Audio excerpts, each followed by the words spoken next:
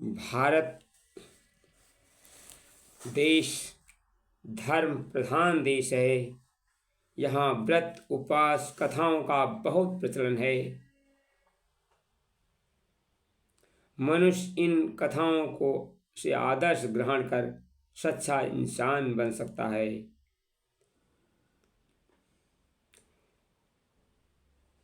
हमारी यह भारतीय संस्कृत ही देव संस्कृत है। इसे देव संस्कृत इसलिए कहा गया क्योंकि इसमें मनुष्य में देवत्व को निर्माण करती है। संस्कृत शब्द का अर्थ है कृति। वह कार्य पद्धति जो संस्कार युक्त हो, अर्थात शुद्ध हुई की गई, तपाई हुई, संशोधित, बुराइयों से दूर, अच्छाइयों से भरपूर। इसमें भारतीय शब्द जोड़कर भारतीय संस्कृत कहा गया है। इसका तात्पर्य ये नहीं है कि ये संस्कृत केवल भारत के लिए है, अपितु इसका तात्पर्य यह है कि इसका जन्मदाता भारत का ऋषि है। भारत इस संस्कृत का जन्मभूमि है। यहीं पर सबसे पहले ज्ञान का उदय हुआ था, जिसका प्रकाश सारे विश्व में फैल गया था। यहाँ के ऋषियों ने देश काल में सीमाएं तोड़कर वसुधैव कुटुम्बकम का संग्रह दिया था। यह मेरा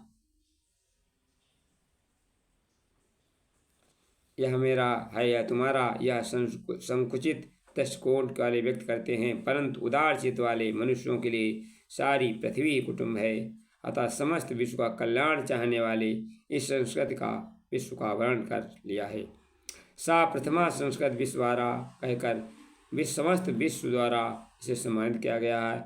यह विश्वव्यापी बन गई है। हो सकता है उस समय बहुत सी संस्कृतियाँ रही हों, परंतु विश्वव्यापी वही हो सकती है जिसे किसी का विरोध न। अतः विदेशियों ने भी इसे सम्मानित किया है। सिकंदर के गुरु अरस्तु ने सिकंदर से कहा था, तुम भारत से 2 चीज़ें लेकर आना, एक गीता और एक भारत का संत। सिकंदर ने भारत के संत दंडी स्वामी को जब बुलवाया तो उन्होंने आने से साफ इनकार कर दिया था और कहा, मेरा शहंशाह तो मेरा परम प्रभु है, मैं किसी बादशाह को नहीं जानता।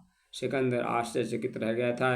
कैसे हैं संत इस देश के जो आध्यात्मिक ज्ञान संपदा के समक्ष तीनों लोगों की संपदा को तुच्छ समझते हैं।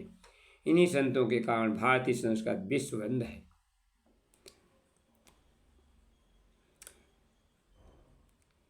युगदृष्टा श्री राम शर्मा आचार्य जी ने प्रज्ञा पुराण में महेश कात्यायन के माध्यम से अपने विचार प्रकट किए हैं। देव संस्कृत की वह ब्रह्म विद्या जागरण का संक्रांत कर किया है।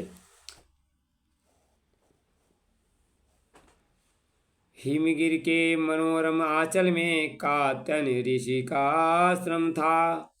सत्व तत्व की खोज में लीन वहाँ ऋषियों ने किया तप और श्रम था। देश विदेश के छात्र जहाँ विद्या पढ़ने को आते थे, चिंतन चरित्र व्यवहार कुशल बन जीवन सफल बनाते थे। एक बार अन्य गुरुकुल के छात्र आश्रम की प्रशंसा सुन करके आए ऋषि के दर्शन हित और बोले शीश झुका करके, है देव आपके आश्रम में हम दीक्षा लेने आए हैं।